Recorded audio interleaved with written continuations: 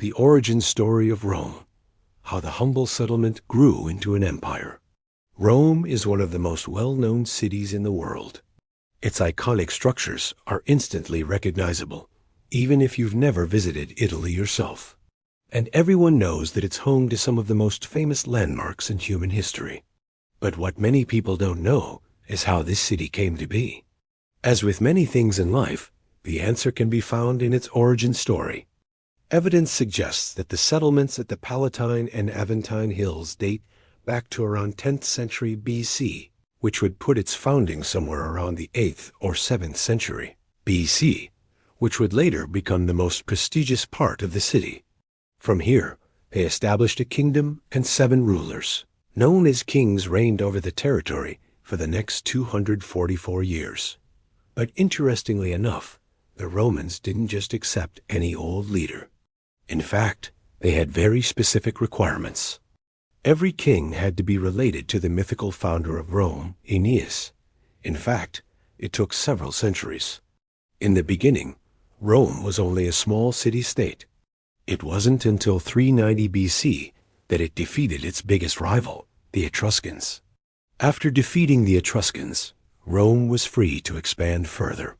But this came with a huge challenge, because now it had to govern over people who spoke different languages, practiced different religions, and followed different customs. When Caesar was assassinated in 44 BC, his adopted son Octavian inherited his power and fortune. In fact, it began as a small village that was inhabited by a few hundred people. But over time, this village grew into a massive metropolis. It was home to millions of people. Today, we look back on Rome and remember its incredible contributions to art, architecture, language, and literature. But it's important to remember that all of these things didn't appear out of thin air. They were the product of centuries of hard work, dedication, and sacrifice by the men and women who lived in ancient Rome.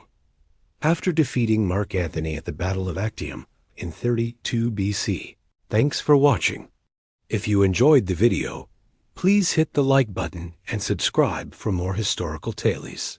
Octavian became the undisputed ruler of Rome, and the Republic was officially over. He took the title Augustus and is now known as the first emperor of Rome. Under his rule, the Pax Romana began, which was a period of peace and prosperity that lasted for 2 centuries.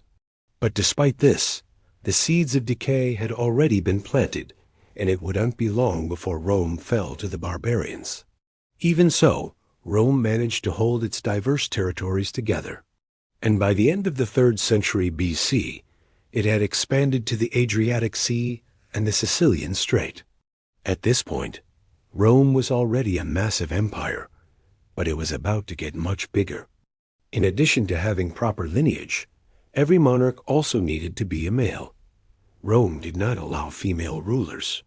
It should be noted that the kings didn't rule like monarchs in other parts of the world. During these wars, Rome seized control of Sicily, Sardinia, Corsica, and the western Mediterranean. Unfortunately, these wars almost destroyed Rome. The fighting drained its treasury and devalued its currency. Many people were pushed into poverty, and Rome nearly lost the war against Hannibal Barca.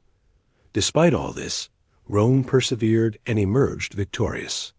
But this victory came with a huge responsibility, because now Rome had to govern over vast amounts of land and people. To help manage its growing territory, Rome divided its holdings into provinces, which were governed by appointed officials. This allowed Rome to keep its empire together and maintain control over its territories. Instead, they were more like elected officials, similar to a president. And as soon as they stopped acting in the best interest of the Roman people, they could be removed from power. In fact, 5 of the 7 rulers were deposed. Only 1 was assassinated, and only 1 left the throne voluntarily. This pattern of electing leaders continued throughout Roman history. And although emperors held absolute power, they still needed to maintain the support of the people in order to stay in office. Otherwise, they risked being overthrown just like the kings before them. In fact, Archaeologists discovered evidence of human habitation in the area, all the way back from the 9th century BC. But these were just random settlements rather than a city with defined borders and rules. Unlike the monarchy, the republic was run by a group of people rather than a single ruler.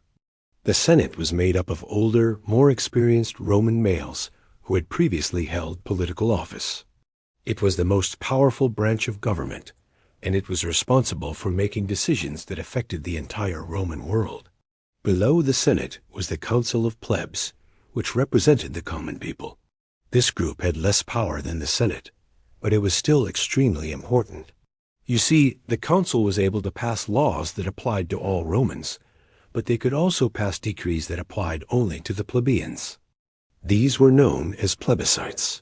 Although the patricians and plebeians had many differences, they also shared many similarities. Originally, both groups were landowning adult males. Both groups could vote and hold political office. And both groups participated in Roman religious rituals. Despite this, the plebeians were viewed as inferior, and they were denied many basic rights. For instance, they weren't allowed to marry anyone outside of their class. They also couldn't serve as priests, and they had no voice in the government. All of this changed during the 5th and 4th centuries BC, when the plebeians revolted against the patricians. This conflict led to major changes within Roman society, but it ultimately resulted in a more fair and equal system for all Romans. To learn more about this fascinating period in history, check out our video on the Roman Republic. During the 7th century BC, various Italian tribes lived near the Tiber River, including the Etruscans and the Latins. These tribes all spoke different languages, but over time, they began to intermingle, and a new culture started to emerge. By the end of the 7th century, this melting pot of cultures eventually became known as the Roman people. So today, we'll be telling the tale of how Rome went from being a small settlement to becoming an empire. So sit back, relax, and get ready for some fun facts about ancient Rome as we tell the story of how it all began. The legend. There are two main legends regarding the founding of Rome, but neither of them has been proven true by modern historians. The first legend claims that Rome was founded by Romulus, who killed his twin brother, Remus, after the two of them disagreed over which hill would become the center of the city. However, another story claims that Rome was founded by Aeneas after he fled the fall of Troy. Both stories are likely untrue, but they do share some common themes. They both involve twin brothers who fight each other, and they both center around the idea of destiny.